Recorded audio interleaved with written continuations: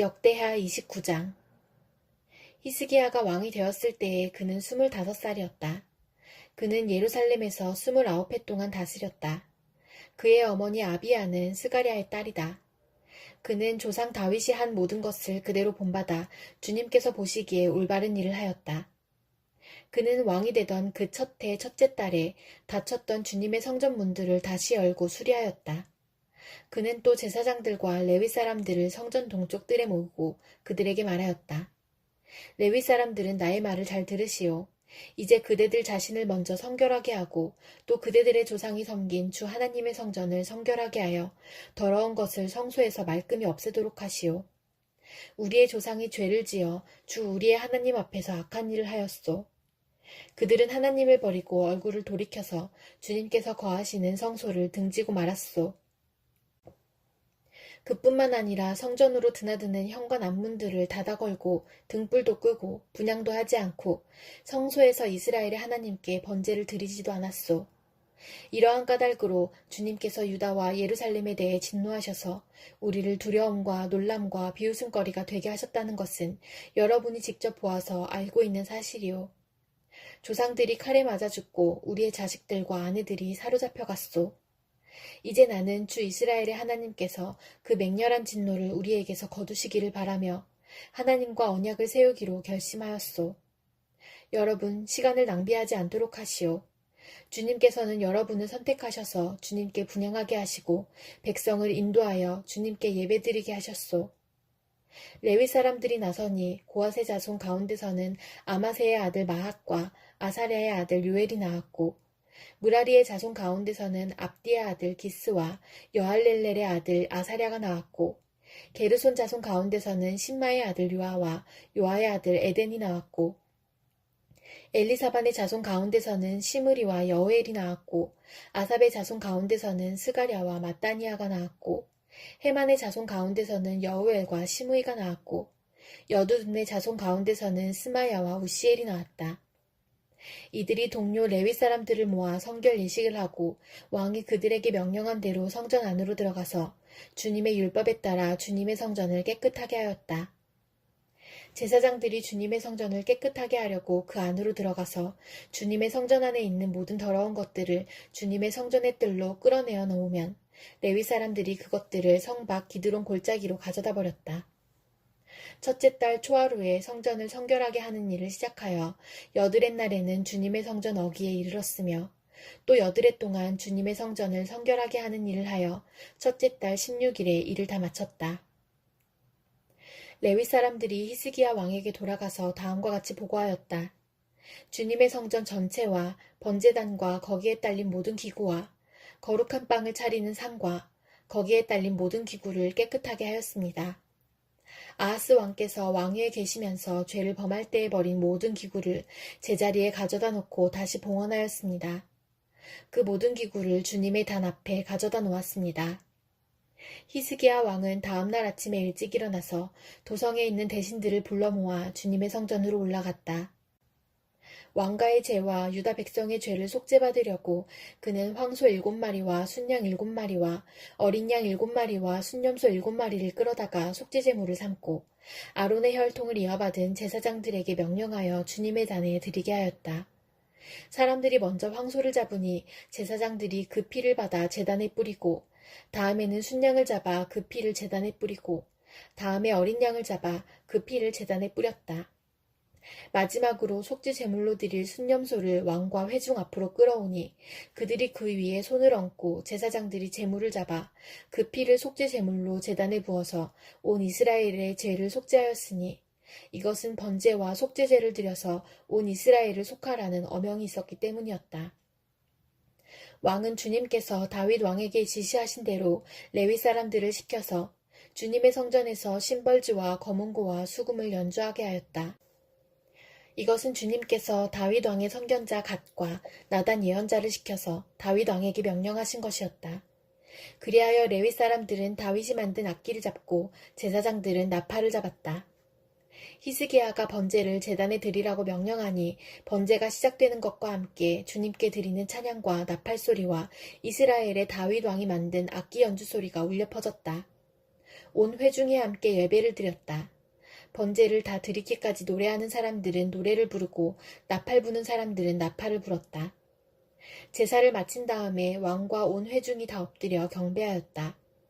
그렇게 하고 난 다음에 히스기야 왕과 대신들이 레위 사람들을 시켜서 다윗과 아삽 선견자가 지은 시로 주님을 찬송하게 하니 그들은 즐거운 마음으로 찬송하고 몸을 굽혀 경배하였다.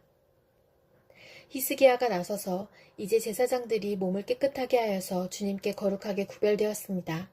그러므로 백성들은 가까이 나와 제물과 감사제물을 주님의 성전으로 가지고 오십시오 하고 선포하니 드디어 회중이 제물과 감사제물을 가져왔다.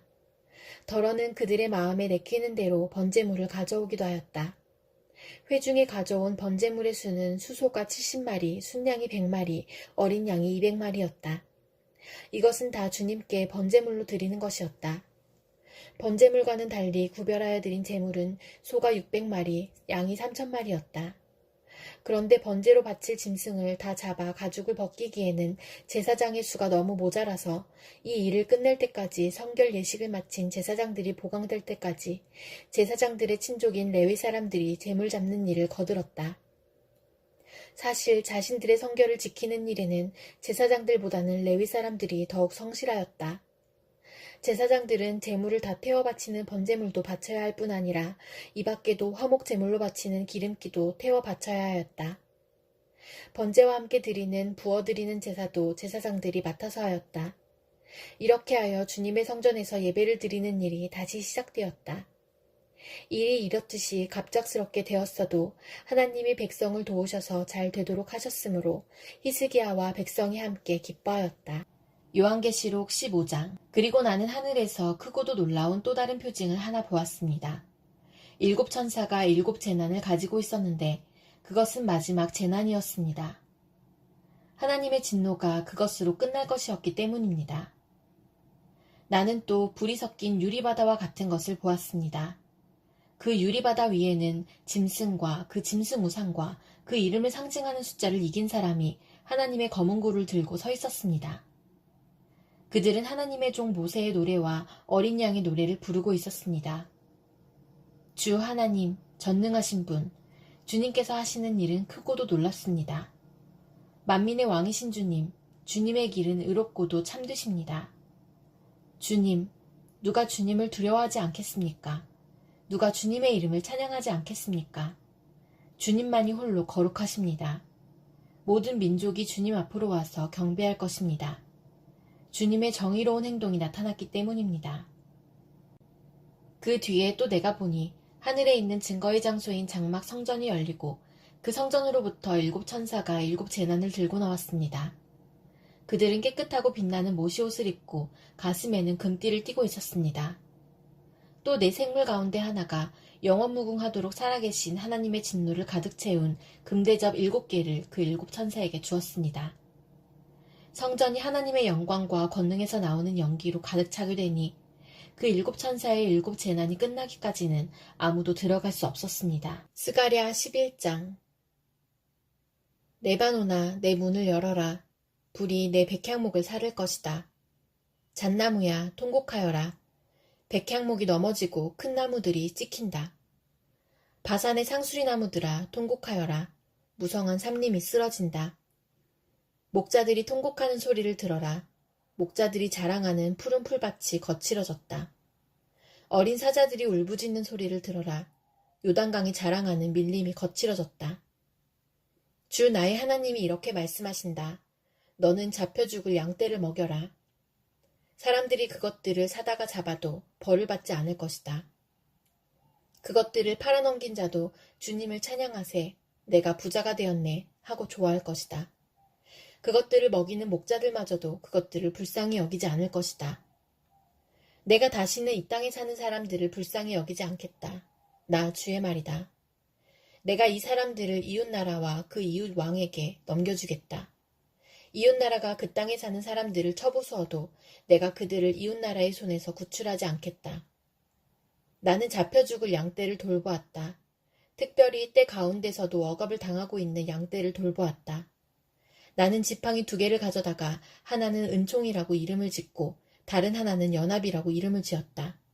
나는 양떼를 돌보기 시작하였다. 나에게는 목자 셋이 있는데 나는 그들이 하는 일을 더 이상 참고 볼 수 없었다. 그들도 또한 나를 미워하였으므로 나는 한 달 안에 그 세 목자를 다 해고하였다. 그런 다음에 나는 양떼에게 말하였다. 나는 더 이상 너희를 돌보는 목자 노릇을 하지 않겠다. 죽을 놈은 죽고 망할 놈은 망하여라. 그러고도 남는 것들은 서로 잡아먹어라. 그런 다음에 나는 은총이라고 부르는 지팡이를 가져다가 둘로 꺾어서 내가 모든 민족과 맺은 언약이 취소되게 하였다.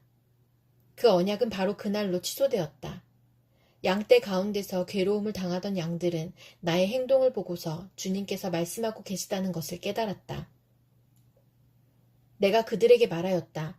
너희가 좋다고 생각하면 내가 받을 품삯을 내게 주고 줄 생각이 없으면 그만두어라. 그랬더니 그들은 내 품삯으로 은 30개를 주었다. 주님께서 내게 말씀하셨다. 그것을 토기장이에게 던져버려라. 그것은 그들이 내게 알맞은 삭시라고 생각해서 쳐준 것이다. 나는 은 30개를 집어 주의 성전에 있는 토기장이에게 던져주었다. 그런 다음에 나는 둘째 지팡이, 곧 연합이라고 부르는 지팡이를 꺾어서 유다와 이스라엘 사이에 형제의 의리가 없어지게 하였다. 주님께서 다시 나에게 말씀하셨다. 너는 이번에는 쓸모없는 목자로 분장하고 그 구실을 하여라. 내가 이 땅에 한 목자를 세우겠다. 그는 양을 잃어버리고도 안타까워하지 않으며 길 잃은 양을 찾지도 않으며 상처받은 양을 고쳐주지도 않으며 튼튼한 양을 먹이지 않아서 야위게 하며 살찐 양을 골라서 살을 발라먹고 발굽까지 갉아먹을 것이다. 양떼를 버리는 쓸모없는 목자에게 재앙이 닥칠 것이다. 칼이 그의 팔과 오른눈을 상하게 할 것이니 팔은 바싹 마르고 오른눈은 아주 멀어버릴 것이다. 요한복음 14장. 너희는 마음에 근심하지 말아라. 하나님을 믿고 또 나를 믿어라. 내 아버지의 집에는 있을 곳이 많다. 그렇지 않다면 내가 너희가 있을 곳을 마련하러 간다고 너희에게 말했겠느냐. 나는 너희가 있을 곳을 마련하러 간다. 내가 가서 너희가 있을 곳을 마련하면 다시 와서 너희를 나에게로 데려다가 내가 있는 곳에 너희도 함께 있게 하겠다. 너희는 내가 어디로 가는지 그 길을 알고 있다. 도마가 예수께 말하였다. 주님, 우리는 주님께서 어디로 가시는지도 모르는데 어떻게 그 길을 알겠습니까? 예수께서 그에게 말씀하셨다. 나는 길이요, 진리요, 생명이다. 나를 거치지 않고서는 아무도 아버지께로 갈 사람이 없다. 너희가 나를 알았더라면 내 아버지도 알았을 것이다. 이제 너희는 내 아버지를 알고 있으며 그분을 이미 보았다. 빌립이 예수께 말하였다. 주님, 우리에게 아버지를 보여주십시오. 그러면 좋겠습니다.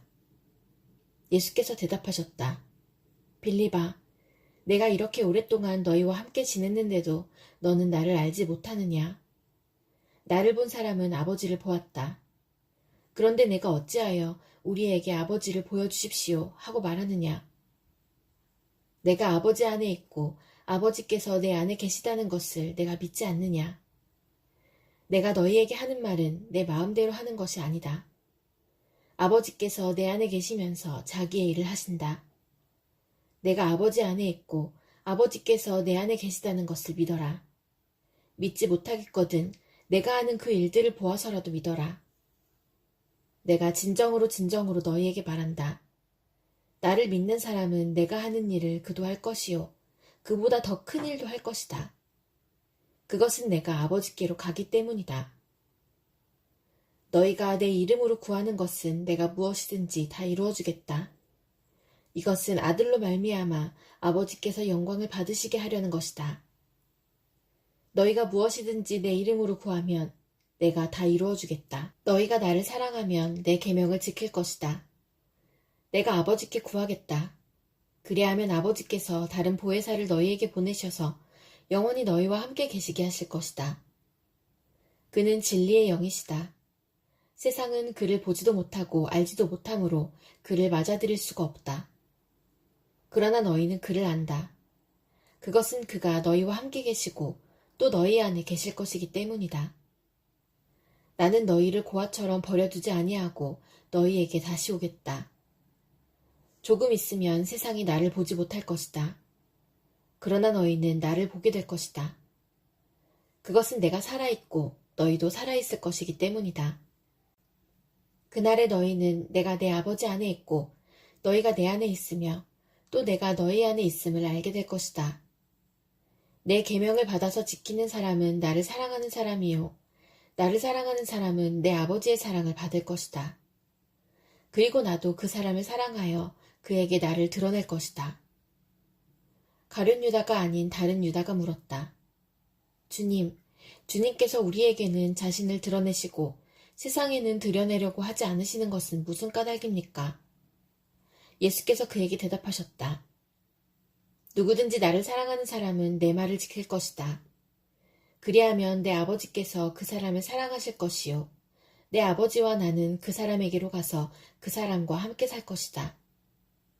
나를 사랑하지 않는 사람은 내 말을 지키지 아니한다.